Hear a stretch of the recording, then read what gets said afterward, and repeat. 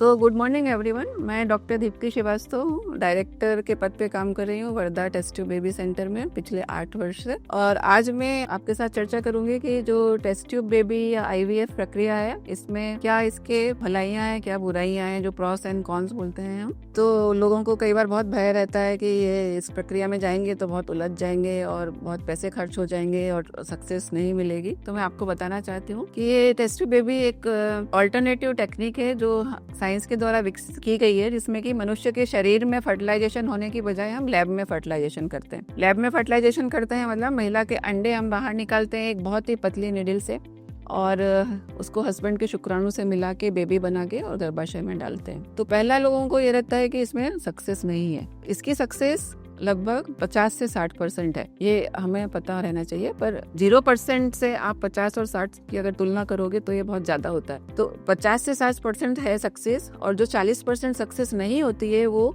इसलिए नहीं होती है क्योंकि हम बेबी बना के जब हम डाल देते हैं उसके बाद वो जो हमारी गर्भ पिशवी है उसमें से उसकी जड़ें विकसित होती हैं। उसके पीछे बहुत सारे इम्यूनोलॉजिकल, जेनेटिक और एंडोक्राइनल फैक्टर्स होते हैं, जिनको कि हम बहुत एक फैक्टर्स को हम दवाइयों द्वारा कंट्रोल करने की कोशिश करते हैं। पर अभी भी साइंस में रिसर्चेस चल रही हैं और वो थोड़े दिनों में शायद वो हो भी जाए, पर अभी तक हमारे पास उसका 100% हल नहीं है। इसीलिए इसकी सक्सेस जो है वो कम मानी जाती है, पर एकदम कम भी नहीं है। 60%, 50% से ज्यादा मतलब बहुत ज्यादा सक्सेस है। आप अगर 0 पे हो, ट्रीटमेंट नहीं ले रहे हो, उससे आप कंपेयर करोगे तो ये काफी अच्छी सक्सेस है। दूसरा एक भय रहता है कि इसमें इंजेक्शंस लगते हैं, महिलाओं को पेन होता है, बहुत पेनफुल होती है प्रोसीजर। तो आपको बताना चाहूंगे कि इसमें इंजेक्शन का जो पेन होता है वो सबक्यूटेनियस इंजेक्शन होते हैं, बहुत पतले होते हैं वो।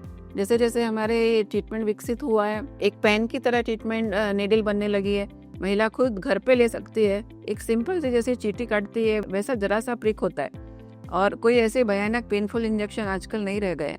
तो उसमें इतने घबराने की कोई बात नहीं है, और कोई ऐसी बड़ी सर्जरी नहीं होती इसमें कि आपको बॉडी में कट लग रहा है, आपको टाँके लग रहे हैं, ऐसा कुछ भी नहीं होता। एक बहुत पतली सी निडल होती है जो कि आपके वेजाइनल रूट से अंदर जाती है, छोटे से, वो भी एनेस्थीसिया में जाती है वो 5 मिनट के लिए, और आपके अंडे को सक करके बाहर निकलती है। तो जो ये पेन वाली बात है ये भी बिल्कुल नहीं है। तीसरा, लोगों को भय रहता है कि ये बहुत ही खर्चीला ट्रीटमेंट है। तो जो खर्च की बात आपको बताएं, ये डिपेंड करता है कि आप कौन सी सिटी में, कौन से लेवल के आईवीएफ सेंटर पे ट्रीटमेंट ले रहे हैं, आप कौन सी दवाइयाँ वो आईवीएफ सेंटर वाले यूज़ कर रहे हैं। ज़्यादातर अगर बहुत सारे इम्पोर्टेड इंजेक्शन मंगाएंगे, बहुत महंगे क्वालिटी वाली दवाइयाँ लेंगे तो ये खर्चा बहुत ज़्यादा जा सकता है।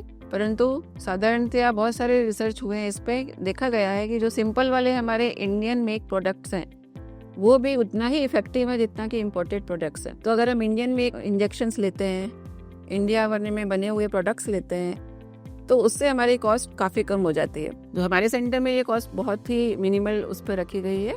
तो ये लगभग साधारण जो ट्रीटमेंट है उससे लगभग 1/3 है यहाँ पे कॉस्ट। तो वो कॉस्ट का फैक्टर महंगा है क्योंकि इंजेक्शन महंगे होते हैं, परंतु उसमें भी आप चॉइस कर सकते हो, आपको इम्पोर्टेड लेना है कि भारत में बनाए हुए इंजेक्शन लेने हैं। अगर यहाँ के हमारे इंडिया मेड इंजेक्शंस हैं वो भी उतने ही इफेक्टिव हैं, तो उसमें आपको उतना कॉस्ट का भी आपका जो फैक्टर ये है वो आपको पाएंगे कि ये उतना कोई महंगा ट्रीटमेंट नहीं है। तीसरा, एक लोगों को भय रहता है कि हमको डोनर वाले बेबी डाल दिए जाएंगे। तो आज आपको बताऊं, आज की डेट में इंडिया में एक प्रॉपर लॉ बना हुआ है, इसको ART एक्ट बोलते हैं, और सभी आईवीएफ सेंटर्स में उसका इंस्पेक्शन होता है। हमेशा क्वालिटी और एथिकल इश्यूज को ध्यान रखा जाता है। और इस तरीके का जो ये है कि लोगों के दिमाग में भ्रांति है कि डोनर वाला ही डाल दिया जाएगा या किसी और का डाल दिया जाएगा, ऐसा बिल्कुल संभव ही नहीं है आजकल।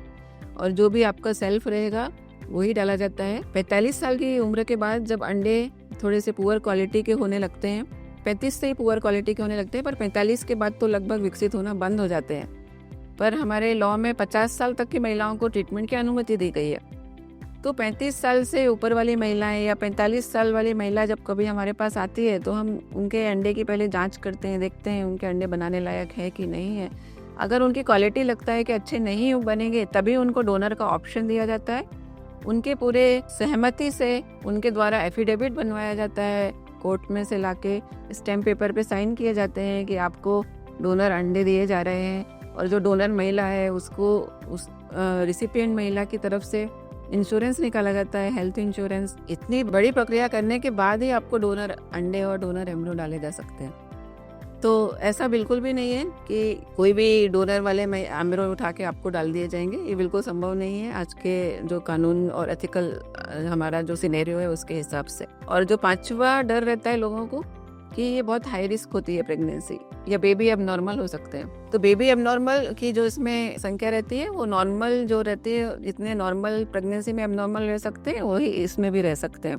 तो उनका हम टेस्ट करते हैं और कभी भी अब नॉर्मलिटी पता पड़ती है तो उसके हिसाब से सलाह दी जाती है। और जो महिलाओं को रिस्क की बात है, तो पुराने समय में क्योंकि लगभग 15-20 साल पहले IVF की सक्सेस 20 से 25% ही थी, तब ज़्यादा एम्ब्रियो डाले जाते थे, 3-4 एम्ब्रियो डाले जाते थे।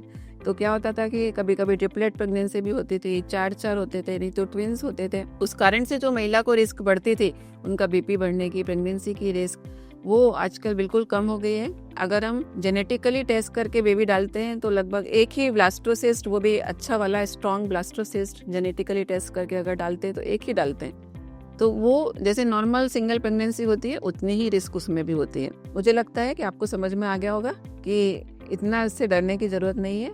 इसकी सबसे बड़ी जो अच्छाई के बारे में अगर बात करें, सबसे बड़ी अच्छाई है कि इसमें 60% सक्सेस की संभावना है।